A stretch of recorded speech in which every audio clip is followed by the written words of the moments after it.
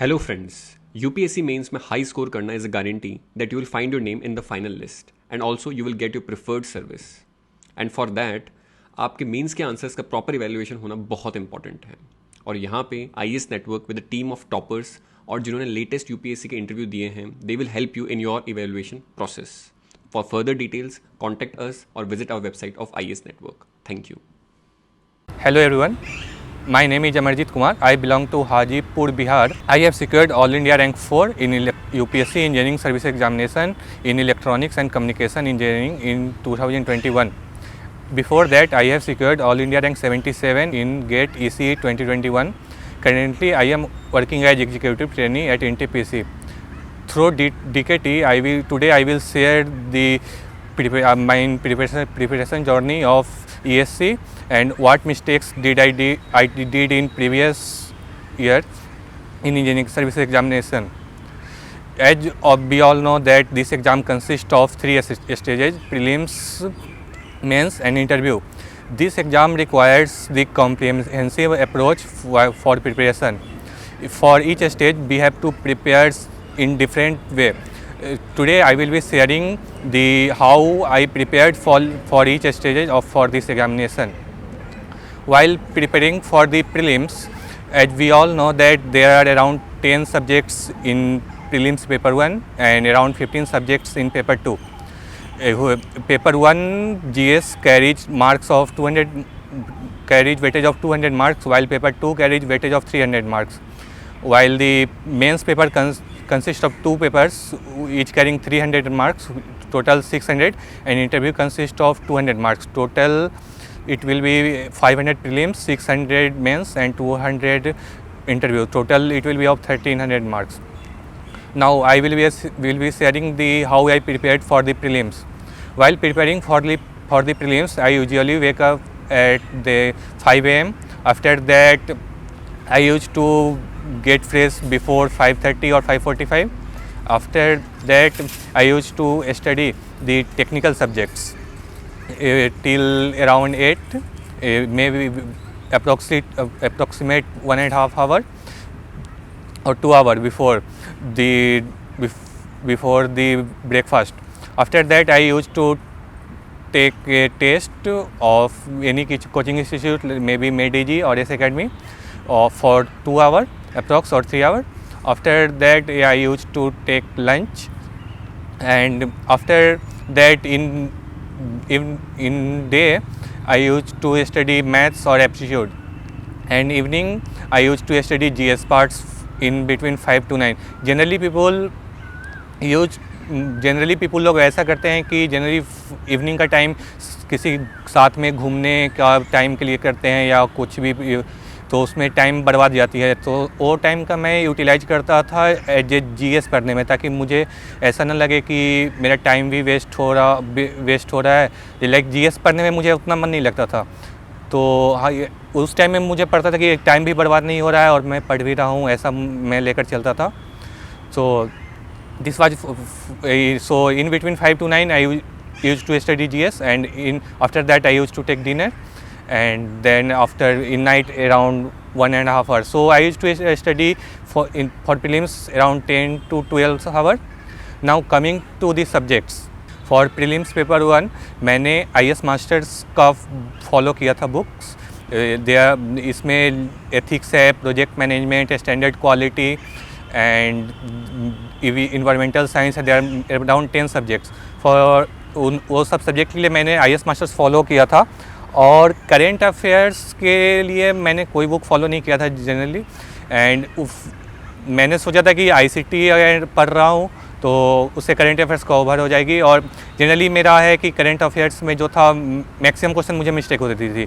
So I will say that ज़्यादा time devote नहीं करने के लिए करेंट अफेयर्स पे. एंड और ये बात होती है कि सपोज कि आपका जो फाइनल सिलेक्शन है वो आपका टेक्निकल पेपर दिलाएगा. प्रीलिम्स जो GS पेपर होता है वो आपको just if you are scoring around 80 in between 80 and 90, then वो अच्छा स्कोर है for prelims paper 1. And technical paper में आप जितना स्कोर कर सके उतना ज़्यादा सही. If you are scoring in between around 180, 189 in between, then that is really good. And for लोग ऐसी मिस्टेक जनरली करते हैं कि प्रीलिम्स के टाइम जो प्रिपेयर करते हैं तो वो जनरली ऑब्जेक्टिव क्वेश्चन का प्रिपरेशन करते हैं, और ऐसे ही होती है कि वो सब्जेक्टिव पे उस टाइम तो उतना ध्यान नहीं देते। बट ऐसी प्रिपरेशन होनी चाहिए कि जब आप प्रीलिम्स की प्रिपरेशन कर रहे हो टेक्निकल पेपर के लिए तो उस टाइम आप डेरिवेशन का भी जो है कुछ कितने सारे पार्ट्स उस टाइम कवर कर ले, सो दैट ये कितने क्वेश्चन होते हैं कि डायरेक्ट आपके स्टैंडर्ड फार्मूले आ जाते हैं डेरिवेशन से, जो कि आप हो सकता है कि आपने स्किप कर दिया हो, तो वो हेल्प करती है। सो मेंस का प्रिपरेशन थोड़ा थोड़ा पार्ट प्रीलिम्स में के साथ भी कर लेना चाहिए, नहीं सभी बट एटलीस्ट स्टैंडर्ड डेरिवेशन जो होते हैं वो स्किप नहीं करना चाहिए।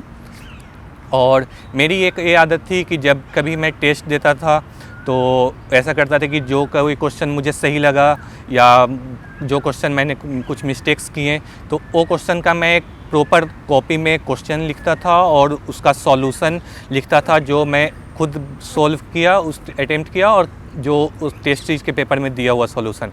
तो उससे मुझे कभी कभी ऐसा होता था कि मेरा जो आंसर था और कोचिंग इंस्टीट्यूट का आंसर वो डिफरेंट हो जाता था, तो उसके कारण मुझे दो तरीके से आंसर सीखने को मिल जाता था। और टेक्निकल पेपर के लिए मैंने शॉर्ट नोट्स भी बनाए थे, बट यूजुअली मैंने क्या था कि जितने भी सारे सब्जेक्ट्स हैं 15 पेपर्स, उसके लिए मैंने जितने भी टेस्ट दिए थे या फिर मैंने नोट्स से पढ़ा था, तो उसके थ्रू मैं जहाँ मुझे इंपॉर्टेंट क्वेश्चन लगता था उसका मैं नोट्स बना लेता था। तो एक्चुअली मेरे पास एक कॉपी हो गई, 2 कॉपी हो गई थी जो ओनली क्वेश्चन से रिलेटेड, ओनली क्वेश्चन था उसमें। तो सो आई यूजुअली बिफोर एग्ज़ाम मैं उसी को पढ़ता था बिफोर। एंड मेरी एक ये आदत थी कि मैं अभी कैसे पढ़ रहा हूँ उतना प्रिपरेशन करता था कि अराउंड 7 डेज और 15 डेज का प्लान लेके चलता था, बट मैं लास्ट एग्ज़ाम के लास्ट 15 डेज में क्या पढ़ूँगा वो मैं 3-4 महीने पहले प्लान बना लेता था। ऐसा मेरा चलता था टेक्निकल पेपर्स के लिए। और जीएस में मैं करता क्या था कि आई प्रीवियसली ऑलरेडी सेड दैट मैं 5 to 9 के बीच में पढ़ता था जीएस पेपर्स। तो उस टाइम मैं अराउंड अगस्त में मैंने स्टार्ट किया था जीएस पेपर पढ़ना, around I think 21 August I guess. तो उसके बाद मैंने क्या था कि जो उसकी प्रीलिम जो पेपर थी 10 पेपर है उसमें, तो ईच सब्जेक्ट का मैंने 10 दिन के लिए टाइम दिया था।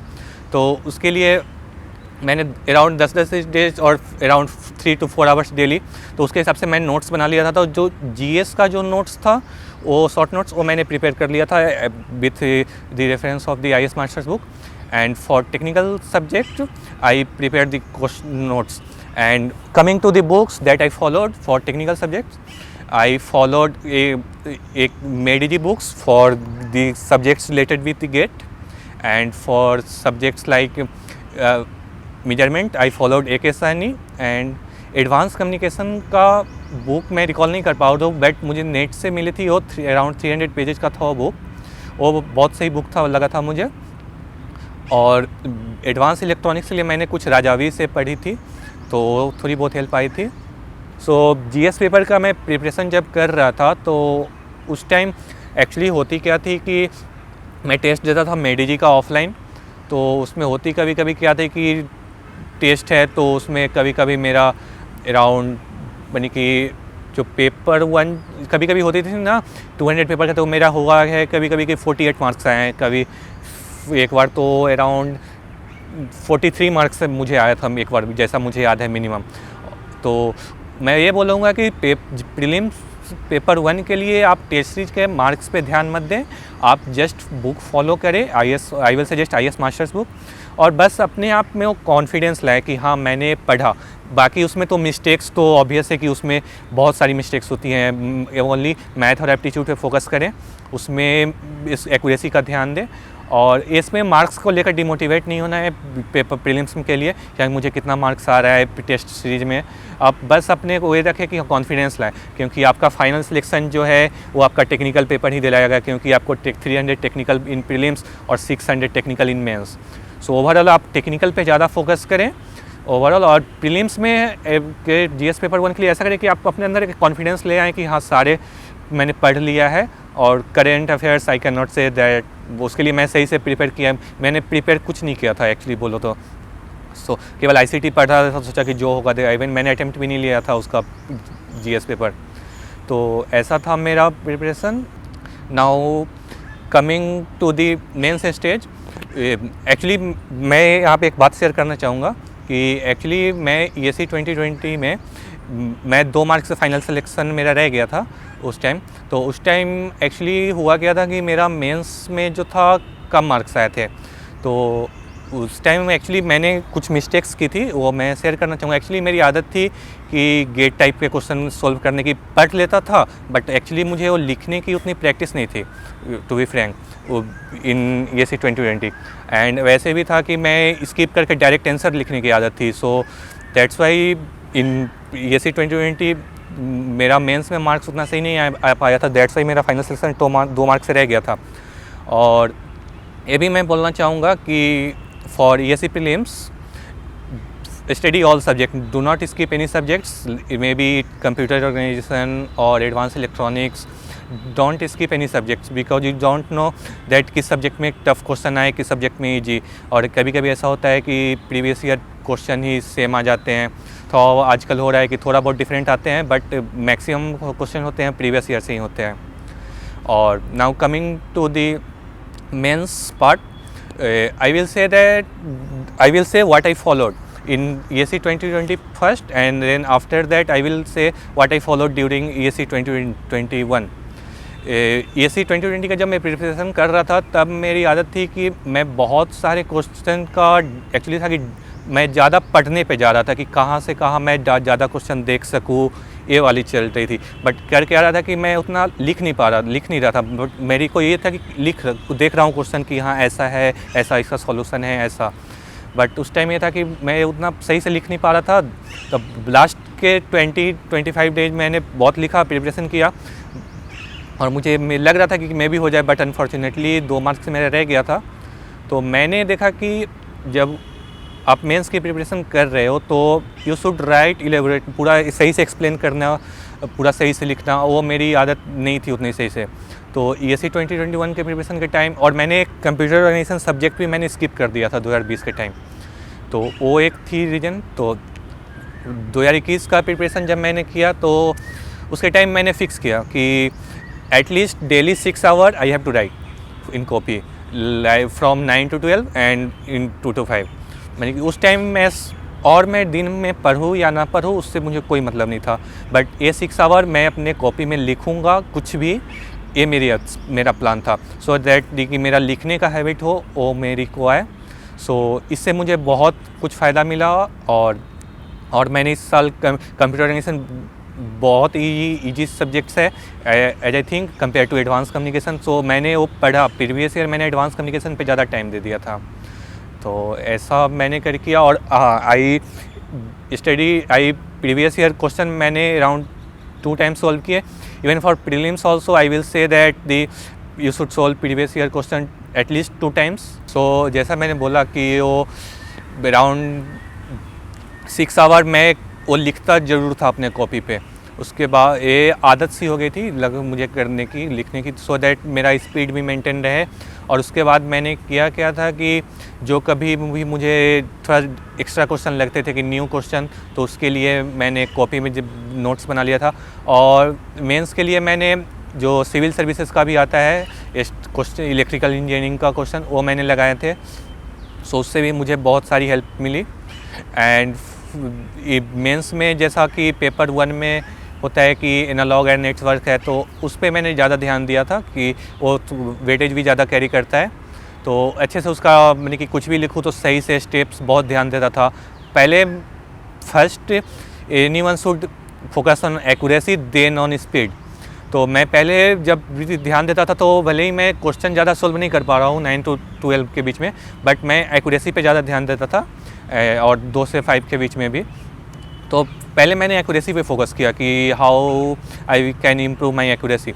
आफ्टर दैट मैंने अपनी स्पीड पे ध्यान दिया, सो दैट कि मुझे जो 2020 में थोड़ी बहुत प्रॉब्लम आई थी मेंस के पेपर में, वो मुझे प्रॉब्लम ना हो इस साल के पेपर में। सो ऐसे मैंने किया।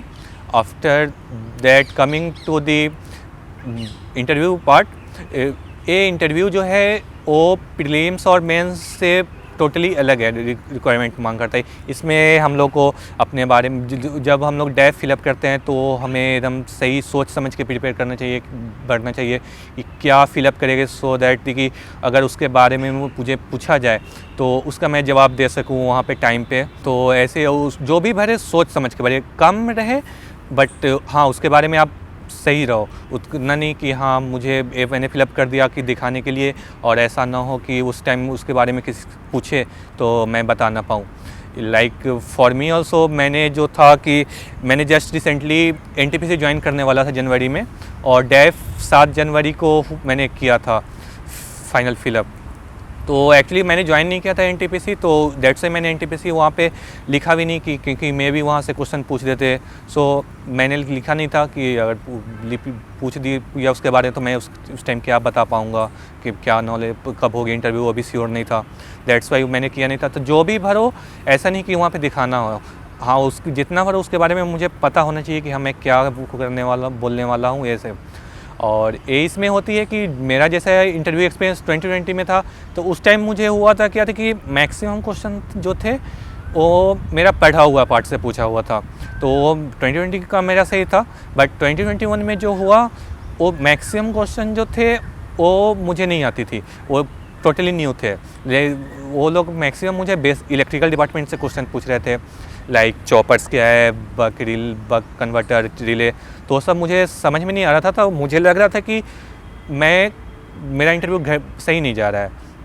वो maybe I was expecting that maybe I will get 90 marks.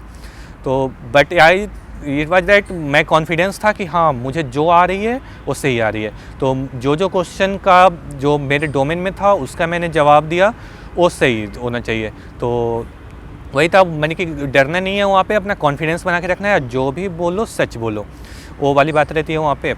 और तो मैंने इस साल 108 मार्क्स आया था, वो जो कि एक not good mark, average marks है, बट या जितना मैंने बताया था उससे मुझे लग रहा था कि या 100 marks is good for that, because मैं उतना बता भी नहीं पाया था। सो ऐसे रहा था। और coming few things that I would like to share that अगर आप प्रिपरेशन कर रहे हो तो कितने सारे डिमोटिवेशन आते हैं, और आजकल तो you can see that electronics में वैकेंसी भी रिड्यूस हो गई है, तो कितने लोग सोचते हैं कि प्रिपरेशन क्यों करे बला बला। तो वैसे नहीं है, ये जस्ट अपने हार्डवर्क पे फोकस करना है। एंड ऐसा करें कि होती है ना कि अगर आप किसी भी चीज़ को चाहो तो मे बी थोड़ी टाइम लगती है, बट उसको अचीव कर लो तो जो खुशी मिलती है ना, तो यही वाली। जैसे मैंने ESE 2020 में भी मैं सच बोलूँ तो ESE 2020 के लिए जितना प्रिपरेशन किया था उसका हाफ भी प्रिपरेशन ESE 2021 के लिए मैंने नहीं किया। बट ये थी कि 2020 में मैंने बहुत मेहनत किया था, तो उसी का जो रिजल्ट था कि 2021 में मुझे रिफ्लेक्ट हुआ। और इस टाइम तो वही बोलूँगा कि अपने हार्डवर्क कर रहे हो तो उसको लेकर डिमोटिवेट नहीं होना है कि हाँ एक दिन मेरा हार्डवर्क पे ऑफ करेगा ही, तो ये माइंड में रखना होगा। और ये होती है कि hard work and consistency beats everything. So one should always focus on hard work and consistency. और मैं एक बात और शेयर करना चाहूँगा, लाइक कितने लोग होते हैं कि अपने हार्डवर्क रिजल्ट नहीं आ रहा है तो अपने हार्डवर्क से डिमोटिवेट हो जाते हैं कि नहीं मेरा हार्डवर्क कुछ हो ही नहीं रहा, चाहे कुछ भी। तो मैं इसके लिए ये अपनी लाइफ का स्टोरी शेयर करना चाहूँगा। लाइक दिस ईयर 26 फरवरी को डेट था जब मेरी ग्रैंड मदर का डेथ हुआ था, और मेरा जो इंटरव्यू था वो 11 मार्च को था। तो उसमें मैं थोड़ा सा हुआ कि क्या मैंने कि मुझे घर भी जाना था उस टाइम, मैंने कि घर वाले बोले थे आ जाने के लिए। फिर क्या मुझे समझ में, मेरा माइंड भी अजीब सा चल रहा था कि कैसे करूँ वो। तो बट हुआ क्या कि मैंने ESE 2020 के लिए प्रिपरेशन बहुत सही से किया था। तो मेरे को ये बिलीव था कि हाँ मैंने हार्डवर्क तो प्रीवियस ईयर किया है, तो अगर होना होगा तो प्रीवियस ईयर के हार्डवर्क से हो जाएगा। मैंने कि क्योंकि ये 5 से 7 दिन का हार्डवर्क इंटरव्यू के लिए उतना मैटर नहीं करेगा। तो ये था, तो मैं घर गया और मेरा इंटरव्यू 11 को था, तो मैं 10 को रात में दिल्ली पहुंचा। और दैट डे मैं अराउंड 2 to 3 आवर ही सो पाया, क्योंकि 11 बजे रात को मैं दिल्ली पहुंचा था, और फिर रूम पहुंचते पहुंचते 11:30 11:45 हो गई। तो उसके बाद फिर अपना एडजस्ट किया, तो उसके भाई तो वही मेरे को लग रहा था कि कहीं ऐसा ना हो कि वो तो, बट मैं अपने आप को कह रहा था अंदर ही अंदर कि नहीं, प्रीवियस ईयर तो मैंने पढ़ा है, तो जो होगा अगर मैंने सही से मेहनत किया होगा तो प्रीवियस ईयर वाला मुझे काम आएगा। और जितने भी डोमेन के क्वेश्चन जो थे प्रीवियस ईयर वो वाले मुझे काम आए। भले ही वो ऐसा था कि इलेक्ट्रिकल का जो क्वेश्चन था वो मैं इस ईयर भी पढ़ता और प्रिपरेशन करता, तो मैं पढ़ता नहीं, वो मैं श्योर था इलेक्ट्रिकल का पार्ट। लास्ट टाइम में कोई पढ़ेगा नहीं इलेक्ट्रिकल का पार्ट, तो वैसे थी। सो मैं कहूँगा कि अपने हार्डवर्क पे ऑलवेज भरोसा करने के लिए और कंसिस्टेंट रहने के लिए, और test series is very important for any exam and previous year paper. So अपने प्रीवियस ईयर क्वेश्चन लगाएं और टेस्ट सीरीज से जो मिस्टेक्स हो रही है उस पर अपना ध्यान दें, तो और उसके मिस्टेक्स जो रही है उसको एनालाइज करें। सो वैसे अपना कर सकते हैं। हेलो फ्रेंड्स, यूपीएससी मेंस में हाई स्कोर करना is a guarantee that you will find your name in the final list and also you will get your preferred service. And for that आपके mains के answers का proper evaluation होना बहुत important है। और यहाँ पे IAS network with a team of toppers और जिन्होंने लेटेस्ट यूपीएससी के इंटरव्यू दिए हैं, they will help you in your evaluation process. For further details contact us और visit our website of IAS network. Thank you. और coming to the last part, I will say that you should always believe on your hard work and your hard work will always pay off. And ऐसा होता है कि success और unsuccess is a part of life, but your only is the behaviour. So अपने behaviour पे ध्यान देना है, और सक्सेस तो कभी मिलता है कभी नहीं मिलता है, उस पर ध्यान नहीं, maybe it can take time, but या अपने बिहेवियर में चेंजेस नहीं लाने की, लाइक मे बी रिजल्ट नहीं आ गया तो अपने से किसी बड़े लोग या छोटे लोग से सही से बर्ताव नहीं करे, ऐसा नहीं होना चाहिए। सही से रहना चाहिए आराम से, और help as much as you can, so that मैंने कि यार किसी कोई हेल्प मांग रहा हो तो ऐसा नहीं कि हाँ कोई रैंक ले आया या यार 1, 4, 10 मे बी एनीथिंग, तो ऐसा नहीं होना चाहिए कि हाँ कोई अगर हेल्प मांग रहा हो तो help as much as you can, मैं यही कहूँगा।